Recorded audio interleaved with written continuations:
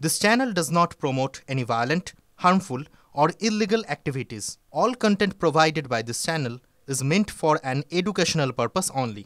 Top quality और consistent performance के लिए सिर्फ सिल्वर पंप्स नाम याद रखना। নজর মুর্শিদাবাদে যেমন ছিল তার পাশাপাশি ভাঙড়েও থাকতে হচ্ছে, তার কারণ মুর্শিদাবাদের আগুন এবার ভাঙড়েও। সোনপুরের তাণ্ডবে গ্রেফতার করা হয়েছে 8 জনকে। রাতভর ধরপাকড় চালিয়ে 25 থেকে 30 জনকে আটক করা হয়। সিসিটিভি ফুটেজ, মোবাইলের ফুটেজ খতিয়ে রেখে 8 জনকে গ্রেফতার করা হয়েছে। সোনপুর গুন্ডামির পর ভাঙড়ের পরিস্থিতি এখন থমথমে। পুলিশের দাবি, মুখে রুমাল কাপড় জড়িয়ে পরিকল্পিতভাবে পুলিশের ওপরে হামলা চালানো হয়েছে। পুলিশ সূত্রে খবর, সোনপুর মাঠে হাজারের বেশি মানুষের জমায়েত হয়েছিল। রক্তপাত এড়াতে পুলিশ বাহিনী নিয়ে পিছু হটে, আর সেই সুযোগে অরক্ষিত অবস্থায় থাকা পুলিশের গাড়ি, বাইক ভাঙচুর করা হয়। রক্তাক্ত হন 5 পুলিশ কর্মী।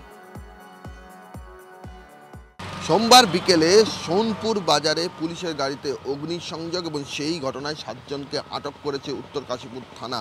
আটক যাদের করা হয়েছে তাদের পরিজনদের বক্তব্য, কেউ আত্মীয় বাড়িতে এসেছিলেন, কেউ সেই সময় ঘটনার সময় ছিলেন না।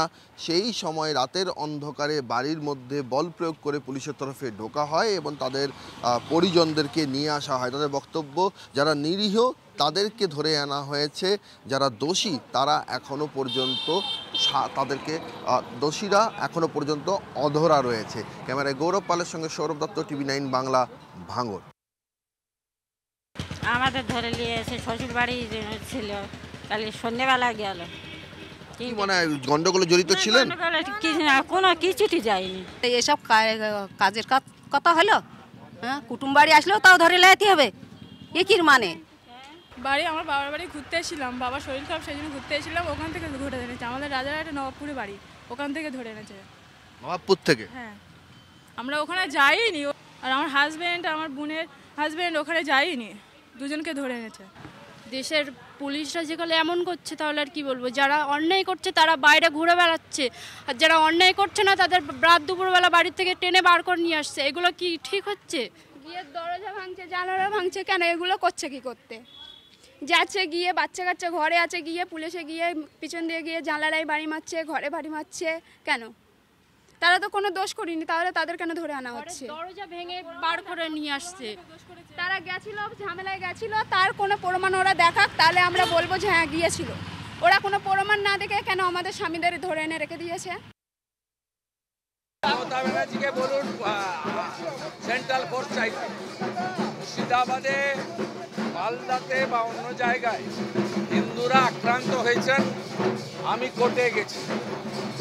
ভাঙড়ে হিন্দু আক্রান্ত হয়নি, মমতার পুলিশ আক্রান্ত হয়েছে। তো মমতাকে চাইতে হবে সেন্ট্রাল ফোর্স।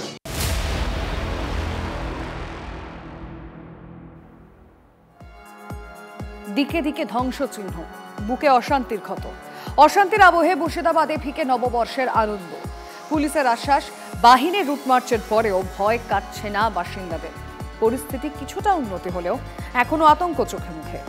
নতুন করে গন্ডগোলের খবর মেলেনি জঙ্গিপুর, ধুলিয়ান ও সুতিতে।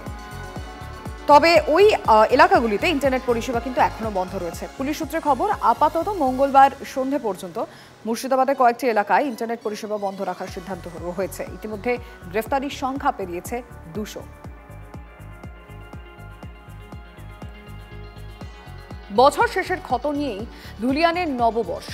1432-এর শুরুতেও বিষাদের সুর। আতঙ্কের দিনগুলো ছত্রে ছত্রে গ্রাস করেছে ব্যবসায়ী থেকে সাধারণ মানুষকে। এখনো ব্যাহত স্বাভাবিক জীবনযাপন। কোনো দোকানের শাটার পুরো বন্ধ, কারো দোকান অর্ধেক খোলা। এবারের নববর্ষে কোথায় যেন ছন্দহীন ধুলিয়ান।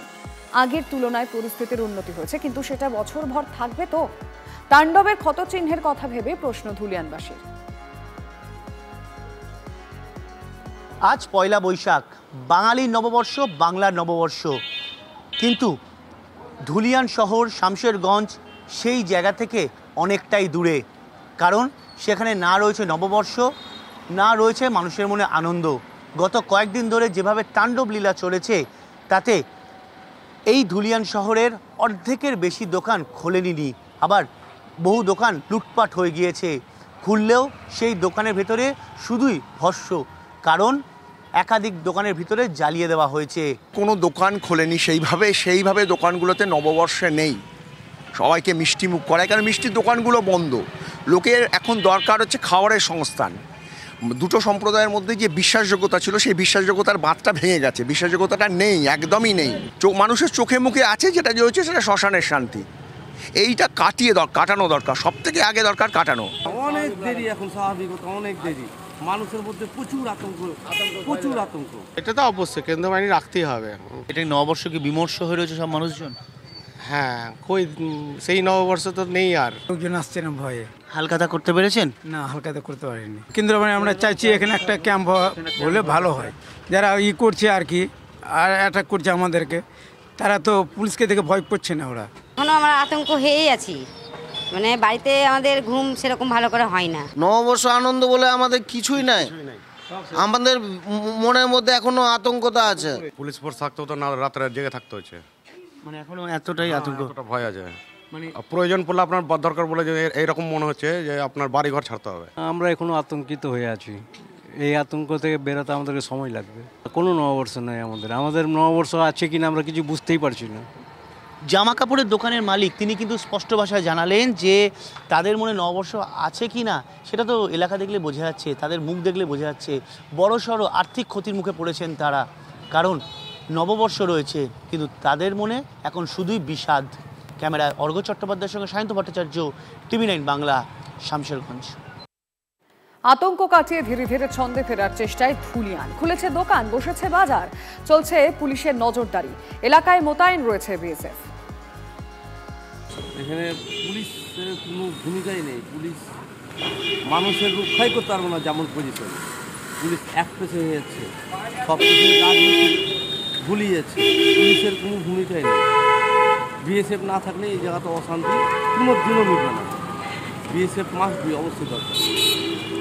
আজকে কি স্বাভাবিক হয়েছে ধুলিয়ান? না, অনেক দেরি, এখন স্বাভাবিকতা অনেক দেরি, মানুষের মধ্যে প্রচুর আতঙ্ক। গাড়ি ঘোড়াও চলছে, দেখতে তো পাচ্ছেন, সবই স্বাভাবিক আছে।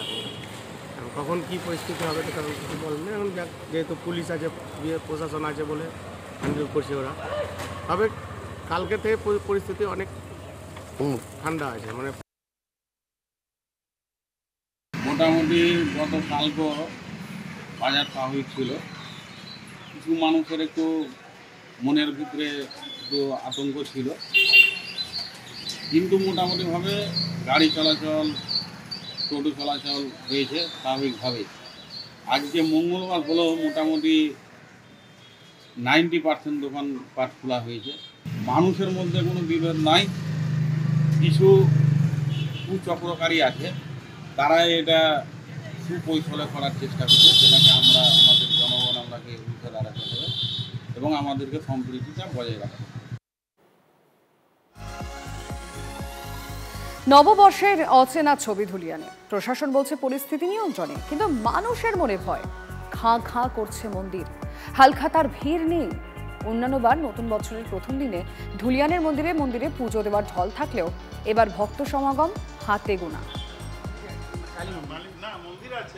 এবারের ধুলিয়ান শহর বা শামশেরগঞ্জের নববর্ষের দিনটাই যেন সম্পূর্ণ বিষাদে ভরে গিয়েছে, কারণ গত 4-5 দিন ধরে যে তাণ্ডব লীলা চলেছে, যেভাবে বাড়ি ঘর ভাঙচুর লুটপাট হয়েছে, তাতে মানুষ যেন আতঙ্ক থেকে বেরোতেই পারছে না। প্রতি বছরে একটা মোটামুটি ভালো ভিড় থাকে।